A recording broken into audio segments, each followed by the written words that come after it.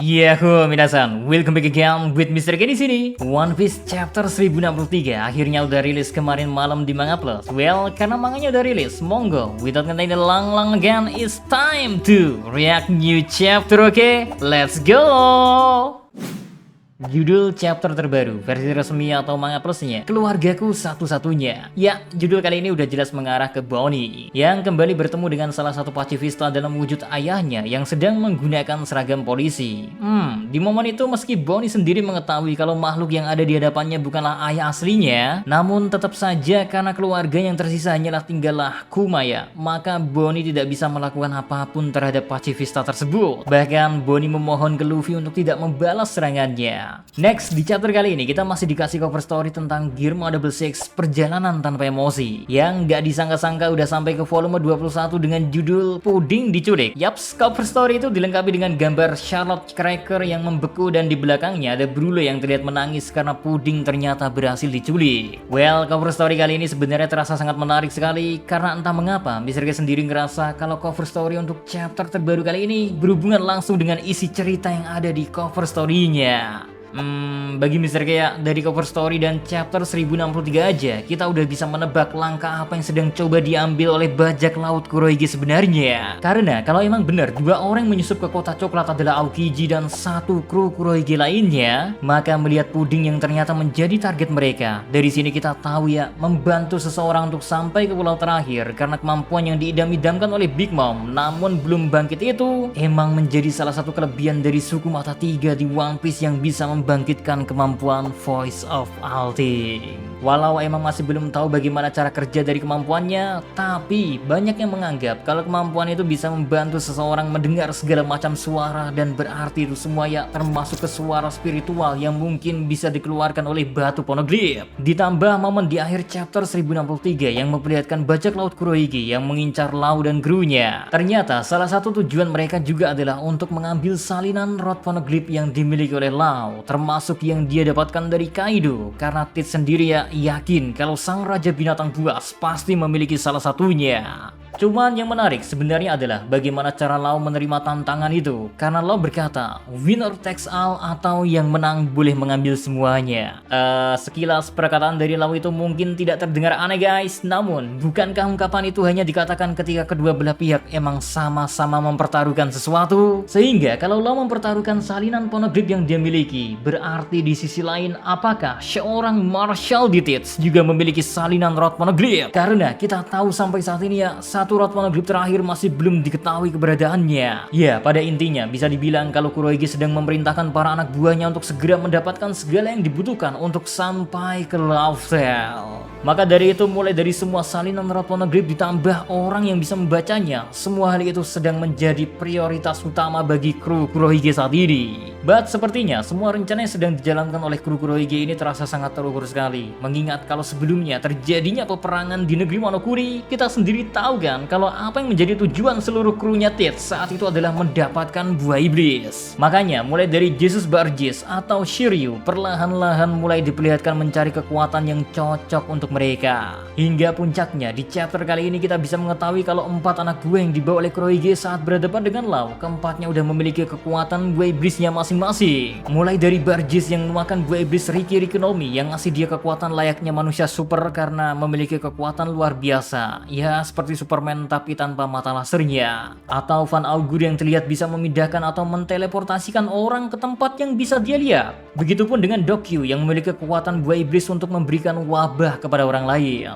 Terakhir, ada kuda putih atau Stronger yang memakan buah iblis Uma Umanomi Mythical Zuan model Pegasus. Ya, entah apakah buah iblis yang mereka dapatkan akan bertambah atau tidak, soalnya masih menjadi tanda tanya hingga saat ini. Apakah hanya Tit seorang yang bisa memakan 2 buah iblis atau lebih? Atau ternyata ada suatu trik yang bisa dilakukan untuk membuat seorang bisa memakan lebih dari 1 buah iblis? Sehingga kalau nantinya Lau emang kalah dalam pertarungan guys, maka kekuatan dari buah iblis OP Nomi berarti bisa dibilang berada di tangan seorang brengsek the brengsek.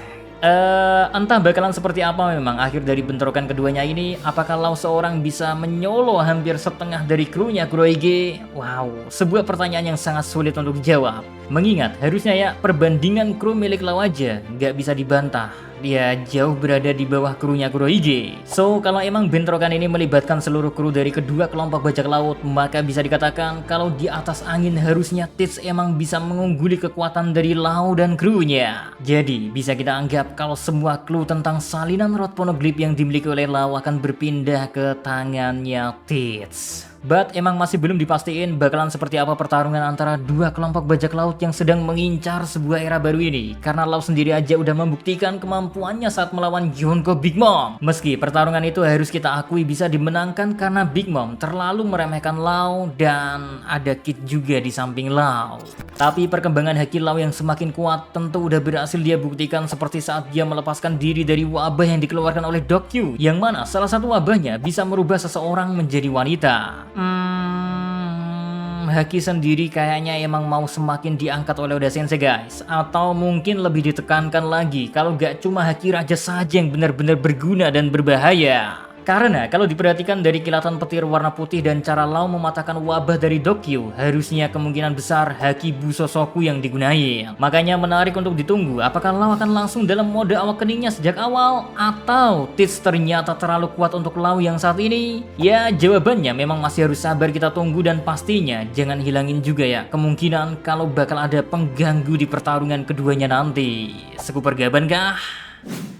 Next, di sisi lain seperti yang kita tahu ya, di judul chapter 1063, kalau momen Bonnie dan Pacifista yang berwujud Kuma dalam seragam polisi tentu menjadi salah satu momen paling menyentuh di One Piece. Karena Bonnie sendiri aja sampai diam di tempat saat sang Pacifista yang menyerupai ayahnya itu udah bersiap menyerang Bonnie. Tapi emang masih menjadi misteri tersendiri sebenarnya ya, kenapa di tempatnya Luffy dan kawan-kawan itu tiba-tiba aja rame sendiri setelah Atlas atau Pang 05 pamit kepada mereka semua. Soalnya ada suatu tugas yang masih belum jelas arahnya. Namun Atlas berbicara kalau tugasnya adalah membuat kekacauan dan mengamuk. Ya, entah apakah setiap cloningan dari Dr. Vegapunk memiliki tugasnya masing-masing yang emang harus dikerjakan dengan waktu tertentu, atau hanya Atlas sendiri aja yang memang sedang memiliki sesuatu hal yang harus dia kerjakan.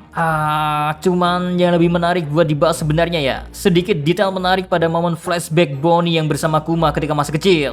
Dimana pakaian yang digunakan oleh Kuma saat itu entah mengapa terlihat seperti seorang peneliti, sehingga ngebuat kita berpikir semakin liar kalau mungkinkah sebenarnya Dr. Vegapunk dan Kuma awalnya bertemu karena sama-sama seorang ilmuwan, dan mungkin dulunya Kuma juga bahkan terlibat dalam organisasi Melts tepat sebelum Kuma memutuskan untuk bergabung ke pasukan revolusi, yang mana berarti ya timeline setelah Dr. Vegapunk ditangkap atau diambil alih menjadi bekerja untuk pihak angkatan laut, yang berarti di momen yang sama Queen juga memutuskan untuk pergi dan pada akhirnya bergabung dengan Beast Pirates, sedangkan Kuma sendiri pada akhirnya ya malah berlabuh menjadi bagian dari pasukan revolusi di bawah pimpinan Monkey D. Dragon. Well, semakin menarik aja final saga yang emang bener-bener disiapin oleh Odachi guys. Soalnya kalau emang semua ini beneran udah menjadi saga terakhir dari One Piece, dan saat ini aja kita udah serasa gak dikasih nafas oleh Oda Sensei, gak ada remnya gitu loh, karena informasi penting di setiap chapter baru ya bisa dikacakan muncul terus menerus. Maka dari itu bisa disimpulin gak bakal aneh rasanya kalau setiap One Piece chapter terbaru ingin rilis, semua orang udah heboh dulu ngomongin apa yang ada di dalamnya, karena emang sebegitu mengejutkannya terkadang kemunculan atau berita yang dihadirkan di beberapa chapter ke belakang. Ya, itu dulu sih terkait reaksi chapter ini. Untuk yang lainnya yang masih agak mendetail, Mr. K bahas di 3N kalau mood, dan ingat aja dan nggak bosen juga sih. Oke, kayaknya cukup sekian aja dulu buat konten react One Piece chapter 1063-nya, oke? So, see you next time. Adios, Caramelo. Stay safe everyone. Salam.